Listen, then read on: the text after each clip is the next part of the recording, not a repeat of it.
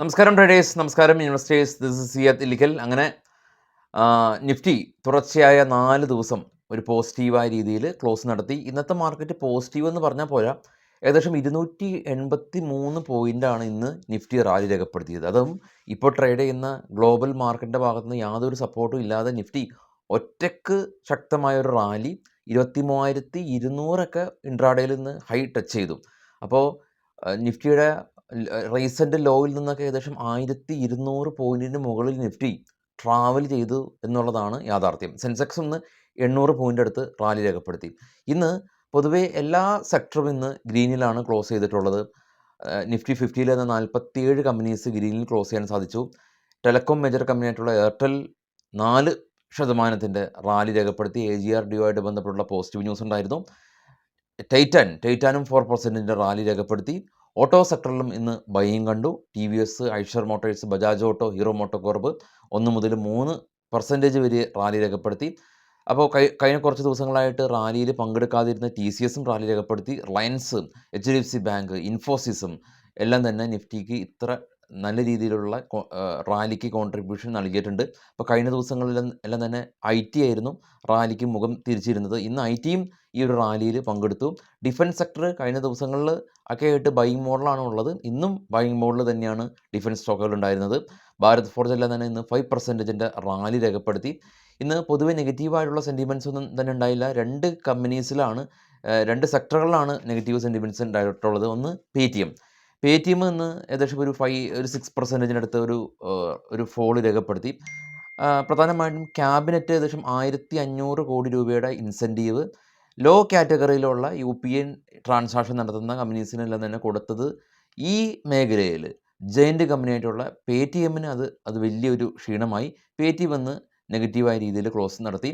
ഇപ്പോഴത്തെ ഗ്ലോബൽ മാർക്കറ്റിലേക്ക് നോക്കുകയാണെങ്കിൽ ഡോ ഫ്യൂച്ചറും അല്ലെങ്കിൽ യൂറോപ്യൻ മാർക്കറ്റും എല്ലാം തന്നെ നെഗറ്റീവ് സെൻറ്റിമെൻറ്റ്സ് ആണുള്ളത്. ഇന്നലെ US-ൽ നിന്ന് പ്രധാനപ്പെട്ട ഒരു ഡേറ്റ വന്നിരുന്നു, ഇൻട്രസ്റ്റ് റേറ്റ് ആയിട്ട് ബന്ധപ്പെട്ടുള്ള ഒരു ഡേറ്റ. അപ്പോൾ ഇൻട്രസ്റ്റ് റേറ്റ് അവിടെ അൺചേഞ്ച് ആയിട്ടാണ് നിലനിർത്തിയിട്ടുള്ളത്. US-ൽ നിന്ന് ഇന്നലെ ജെറോം പവലിൻ്റെ ഭാഗത്തു നിന്നുള്ള തീരുമാനം നമ്മൾ കണ്ടത് അൺചേഞ്ച് ആണ്.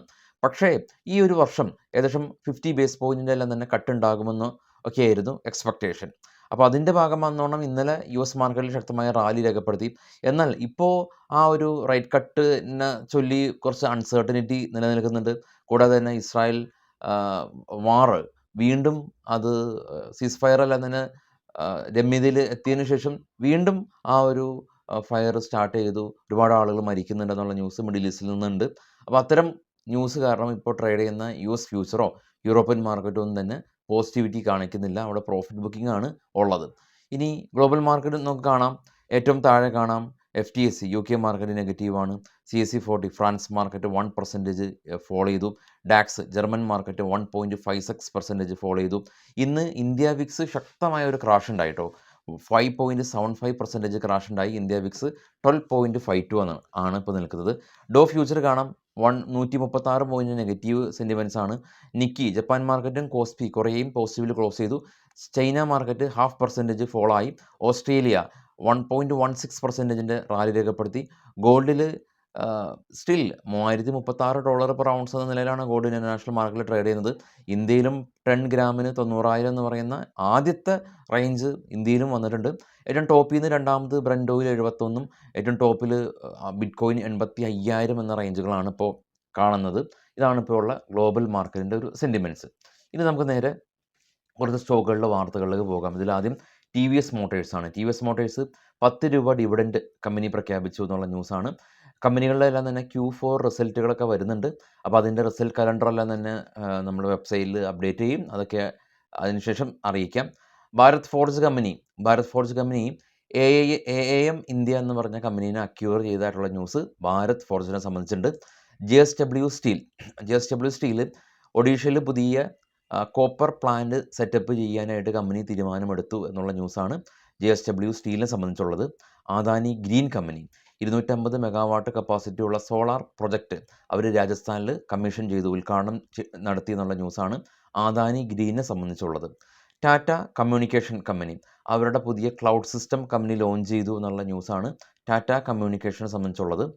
ഇനി മർക്കൻസ് ഫാർമ കമ്പനി ഫാർമ സെക്ടറിലുള്ള ലീഡിംഗ് കമ്പനിയാണ്. അവരുടെ ഗോവയിലുള്ള പ്ലാന്റ് ആ പ്ലാന്റിൽ ഓസ്ട്രേലിയൻ ഡ്രഗ് കൺട്രോൾ അതോറിറ്റി അംഗീകാരം കൊടുത്തതായിട്ടുള്ള ന്യൂസാണുള്ളത്. ഇനി JPT ഇൻഫ്ര കമ്പനി 480 കോടി രൂപയുടെ ഓർഡർ JPT ഇൻഫ്ര കമ്പനിക്ക് ലഭിച്ചതായിട്ടുള്ള ന്യൂസുണ്ട്. Garden reach ship builders company ഇവർ നാഗാലാൻഡിന് വേണ്ടിയിട്ട് മോഡുലാർ സ്റ്റീൽ ബ്രിഡ്ജ് നിർമ്മിച്ച് കൊടുക്കാൻ വേണ്ടിയിട്ടൊരു ഒരു ഓർഡർ നാഗാലാൻഡ് പബ്ലിക് ഡിപ്പാർട്ട്മെൻറ്റ് അതോറിറ്റിയുടെ ഭാഗത്ത് നിന്ന് ഗാർഡൻ റീച്ച് ഷിപ്പ് ബിൽഡേഴ്സിന് ലഭിച്ചതായിട്ടുള്ളൊരു ന്യൂസുണ്ട്. പാരാസ് ഡിഫൻസ് കമ്പനി ഡിഫൻസ് സെക്ടറിലെ ലീഡിംഗ് കമ്പനിയാണ്. അവർക്ക് ലേസർ സിസ്റ്റത്തിൻ്റെ ഒരു ഓർഡർ കമ്പനിക്ക് ലഭിച്ചതായിട്ട് കമ്പനി അറിയിച്ചു. ONGC, Reliance, oil India companies government പുതിയതായിട്ട് വിൻഫോൾ ടാക്സുകളെല്ലാം തന്നെ ഏർപ്പെടുത്തുന്നില്ല എന്നുള്ള ന്യൂസ് ഈ തരം കമ്പനീസിന് ഇന്ന് ഗുണകരമായിട്ടുണ്ട്. രത്തൻ ഇന്ത്യ എൻ്റർപ്രൈസസ് കമ്പനി ഇവർ നേപ്പാളിലുള്ള ദുർഗ ഗ്രൂപ്പായിട്ടൊരു പുതിയ ബിസിനസ് പാർട്ണർഷിപ്പ് ഏർപ്പെട്ടു എന്നുള്ള ന്യൂസാണ് രത്തൻ ഇന്ത്യ എൻ്റർപ്രൈസസിനെ സംബന്ധിച്ചുള്ളത്. NCC കമ്പനിക്ക് 2130 കോടി രൂപയുടെ ഓർഡർ കിട്ടിയതായിട്ടുള്ളൊരു ന്യൂസുണ്ട്. ഇനി അടുത്തിടെ ഏറ്റവും കൂടുതൽ പ്രശ്നമുണ്ടായ ഒരു സെക്ടർ KE ഇൻഡസ്ട്രീസ്, പോളിക്യാബ് ഇത്തരം സ്റ്റോക്കുകൾ ഇന്നും ഏകദേശം ഒരു 6% ഇടിവ് രേഖപ്പെടുത്തി. ഏകദേശം ഒരു 2 ആഴ്ച മുമ്പും ഇടിവ് രേഖപ്പെടുത്തിയിരുന്നു. പ്രധാനമായിട്ടും അദാനി ഗ്രൂപ്പ് ഈ ഒരു കേബിൾ വയർ ബിസിനസ്സിലേക്ക് കടന്നു വരികയാണെന്നുള്ള ന്യൂസാണ്. ഇന്ന് ഈ മേഖലയിലുള്ള വലിയ ഈ മികച്ച കമ്പനിയായിട്ടുള്ള ഈ പോളിക്യാബ് പോലുള്ള കമ്പനീസ് ഇടിവ് രേഖപ്പെടുത്തിയത്. ഇതിനു മുമ്പും അൾട്രാടെക് സിമെൻറ്റും ഈ കേബിൾ ബിസിനസ്സിലേക്ക് കടന്നു വരുന്നുള്ള ന്യൂസ് കാരണം പോളിക്യാബ് അന്നത്തെ ദിവസം 16% ഒരു ഇടിവ് രേഖപ്പെടുത്തി. എനിവേ കേബിൾ വയർ എന്ന് പറഞ്ഞ ഇൻഡസ്ട്രി ഇപ്പോൾ വലിയ ജയൻറ്റ് കമ്പനീസെല്ലാം തന്നെ വരികയാണെന്നുള്ളത് ഓർക്കുക. ഇനി സി എൻ്റർടൈൻമെൻറ്റ് കമ്പനി CLS എന്ന് പറയുന്ന റേറ്റിംഗ് ഏജൻസി അപ്ഗ്രേഡ് ചെയ്തതായിട്ടുള്ള ന്യൂസുണ്ട്. സി എൻ്റർടൈൻമെൻറ്റ് കമ്പനീനെ Manappuram finance company board meeting ഇന്ന് നടന്നു. കമ്പനിയുടെ ഫണ്ട് റൈസിനെ സംബന്ധിച്ചുള്ള കമ്പനി തീരുമാനം എടുത്തിട്ടുണ്ട് എന്നുള്ള ന്യൂസുകളാണുള്ളത്.